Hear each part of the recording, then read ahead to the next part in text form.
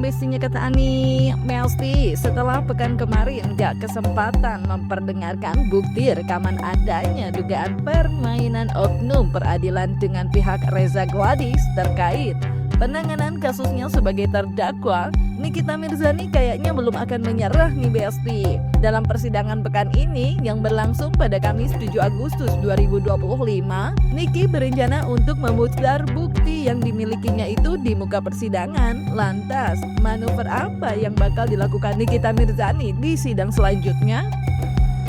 Kalau rekaman itu saya minta hari besok untuk diputar. Kalau tidak, Nikita akan putar sendiri supaya didengarkan oleh masyarakat Indonesia itu suara siapa dan membahas seperti apa. Ya, kita tunggu aja besok sidangnya seperti apa ya. Jadi ini kita minta izin supaya dia diizinkan memutar rekaman tersebut di ruangan persidangan. Emangnya Besti, kalau kalian ngikutin persidangan kasus Nikita Mirzani dan Reza Gladys kemarin, pasti tahu gimana panasnya suasana sidang dari awal sampai akhir. Jadi, di awal sidang yang mengagendakan saksi-saksi itu, Nikita Mirzani sempat bilang ke majelis hakim kalau dia punya bukti perekaman diduga percakapan pihak Reza Gladys dengan oknum penegak hukum yang diduga Nikita sih mengkriminalisasi dirinya. Bahkan Nikita Mirzani sempat marah-marah dan tantrum seusai sidang karena bukti rekaman tersebut seolah tak digubris majelis hakim. Hakim bisa tunggu ya, soalnya lagi darah rendah. Saya ulang, maaf. Majelis hakim yang mulia, pada kesempatan saat ini saya sampaikan bahwa saya sangat terkejut setelah mendengar rekaman suara percakapan dan melihat screenshot percakapan yang patut diduga dari keluarga Reza Gladys, yang mana Reza Gladys atau keluarganya sangat patut diduga telah mengatur jaksa penuntut umum dan majelis hakim yang mulia, dan juga patut diduga telah mengkondisikan jaksa penuntut umum dan majelis hakim yang mulia, serta patut diduga telah menjaga JPU maupun majelis hakim yang mulia. Semua itu hanya untuk mengkriminalisasi saya. Saya benar-benar takjub yang mana dengan kejamnya saya dikriminalisasi dan semua sudah diatur secara masif dan terkoordinir yang patut diduga dilakukan oleh Reza Gladys atau keluarganya. Hal ini sebagaimana terbukti dengan adanya rekaman flash disk yang akan saya serahkan kepada majelis hakim yang mulia. Saya mohon setelah majelis hakim yang mulia mendengar isi dari flash disk ini untuk segera membebaskan saya dari rumah tahanan Pondok Bambu.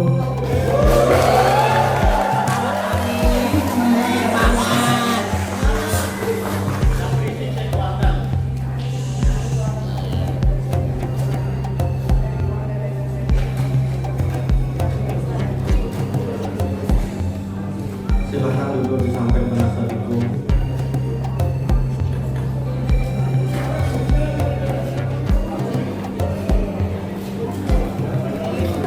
Sidangnya tolong jangan sampai nanti mendapat informasi yang salah. Fokus ya. Tadi sudah disampaikan oleh terdakwa, sudah mendengar semua ya. Dan majelis sejak awal sudah menyatakan bahwa untuk perkara, setiap perkara yang ada di PN Jaksel khususnya dalam hal ini perkara terdakwa yang saya tangani adalah tidak ada transaksional.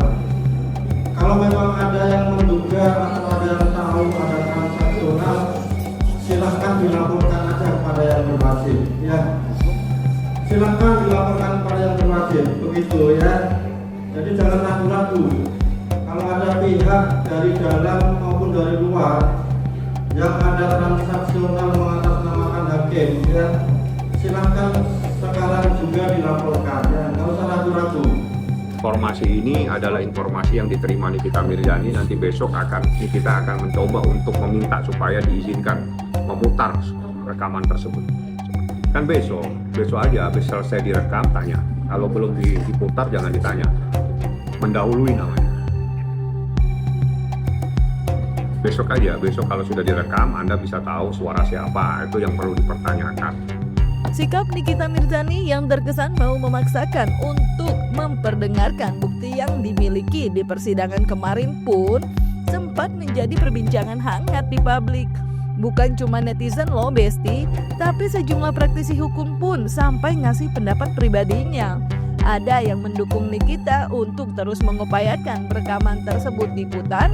Ada pula yang berpendapat jika hal itu tak tepat karena bukan dilakukan waktu sidang memasuki fase bukti-bukti. Karena Niki punya hak untuk menyampaikan informasi tersebut tentang adanya dugaan oknum telah melakukan sesuatu yang patut diduga itu bisa berkategori menghambat proses hukum dan patut diduga itu adalah perbuatan yang melanggar hukum.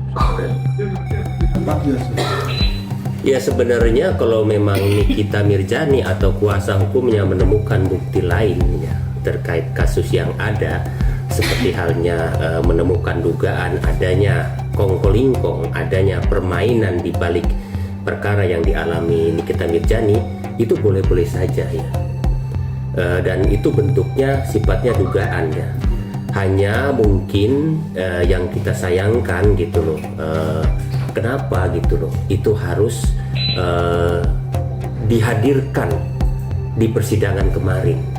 Yang perlu dicatat bahwa persidangan kemarin bukan persidangan untuk pembuktian, tapi persidangan kesaksian. Ya enggak? Dan kalau menurut saya masih bagus hakimnya mau menerima. Bahkan hakimnya juga kan memberikan saran. Hendaknya apa yang ditemukan segera dilaporkan. Ya, itu sudah bagus. Emang harusnya seperti itu mekanismenya. Jadi tidak serta-merta ditunjukkan di sana, minta diputar gitu loh. Seperti itu gitu loh, dengan harapan menggagalkan persidangan. No way, ya nggak akan mungkin, ya nggak. Seorang Nikita, seorang terdakwa mempunyai hak untuk membela dirinya, untuk mendapatkan perlindungan, untuk mendapatkan keseimbangan hukum tentang peristiwa itu. Kenapa tidak diperbolehkan? Alasannya apa? Namanya sidang terbuka untuk sehingga ada ajang pembuktian di sana. Nah ini dibuktikan apapun isinya, kan belum diperdengarkan, belum dilihat. Kenapa tidak diperbolehkan? Nah ini saya sangat sayangkan Majelis Hakim dan JPU kenapa men-take down itu, kenapa tidak diizinkan. Ini sangat saya sayangkan sekali. Gak cuma itu aja loh Besti, langkah Nikita Mirzani membeberkan bukti dugaan adanya persekongkolan antara pihak Reza Gladys dan oknum penegak hukum di persidangan juga dianggap kurang tepat karena sifatnya masih sekedar dugaan sehingga perlu diuji lebih dulu sebelum bisa menjadi bukti di persidangan. Terkait hal tersebut, Fahmi Bahmid, kuasa hukum Nikita Mirzani, punya pandangannya sendiri. Ya enggak? Jelas Nikita Mirzani membacakan bahwa itu adalah dugaan adanya pengkondisian pembicaraan yang sifatnya dugaan itu patut dibuktikan, patut diuji, patut diselidiki. Di mana ranahnya? Di kepolisian, bisa di kejaksaan, atau menyangkut masalah administrasi bisa ke ombudsman, atau menyangkut masalah penegak hukum yang nakal bisa ke KY. Di sanalah tempatnya.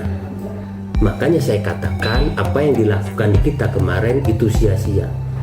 Persidangan itu sudah bukan dugaan lagi terkait barang bukti, itu adalah fakta, ya nggak? Jadi apa yang dihadirkan, bukti maupun saksi maupun apapun dalam persidangan itu bukan berbentuk dugaan. Dugaan itu sudah adanya di kepolisian, ya nggak? Tapi berbentuk fakta.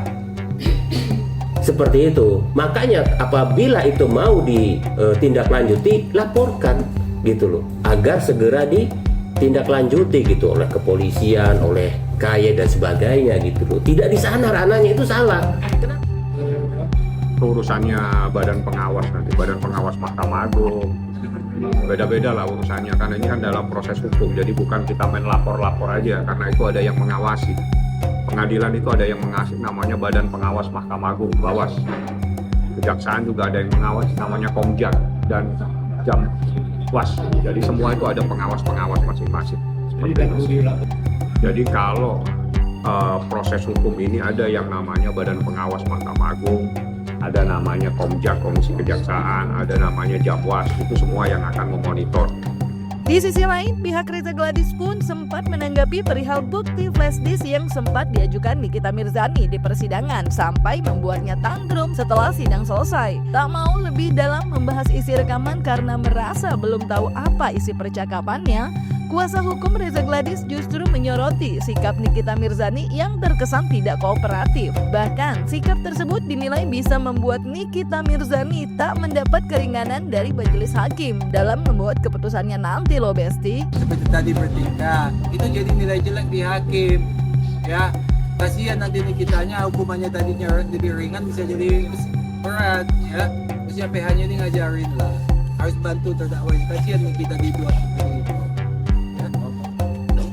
Karena kita sebenarnya dari awal kami ingatkan juga, berulang kami melalui media ini berulang kali kami katakan, kasihan sebenarnya melihat terdakwa ini. Dia punya anak 3 yang butuh bimbingan anaknya ini supaya dibimbing kebutuhan hidupnya. Tapi dengan keangkuhannya, ya terimalah bagiannya nanti. Bagaimana putusan hakim yang kita akan dengar selanjutnya. Perlu dicatat bahwa ruangan persidangan itu tidak boleh siapapun melakukan kegaduhan atau merasa dirinya bisa melawan atau dirinya merasa hebat. Tidak, itu tidak dibenarkan. Ya, begitu begitu seseorang menjadi terdakwa yang dinilai sama hakim adalah attitude, ya enggak? Bersikap baik, ya nggak, dalam menghadapi persidangan, tidak emosional, apalagi teriak-teriak, apalagi seolah-olah istilahnya menantang, itu sangat tidak dibenarkan gitu loh. Seperti itu, bersikap baik, istilahnya sopan dalam persidangan itu merupakan penilaian. Jadi kalau melihat kemarin tuh ya, peristiwanya Nikita sampai marah, kecewa, menurut hemat saya situasi itu adalah manusiawi, hal yang wajar, dan dia spontanitas melakukan itu di luar nalar dia karena ada suatu kekecewaan yang sangat mendalam bagi yang bersangkutan. Nah, itu spontanitas, walaupun di agenda persidangan tidak boleh itu terjadi, tapi harus kita juga manusiawi. Dan tindakan yang dilakukannya di pengadilan yang menolak di borgol dan lain sebagainya itu adalah spontanitas dia lakukan. Kenapa? Karena luapan kekecewaannya, karena aspirasinya tidak tersalurkan. Nah, ini dibutuhkan. Saya minta untuk kedepannya pihak Nikita juga harus berhati-hati juga, jangan juga melakukan tindakan-tindakan belum dari pengadilan itu. Nah, menurut kalian gimana nih Besti jalannya sidang Nikita yang akan datang? Bakal ada manuver yang lebih ekstrim lagi dari Nikita soal bukti rekaman yang dimiliki atau justru sebaliknya? Kasih tahu pendapat kalian di kolom komentar ya. Jangan lupa like, subscribe biar bisa dapetin video berita kece lainnya. Cuma di Kata Ani Besti. Pasti kata Ani dong.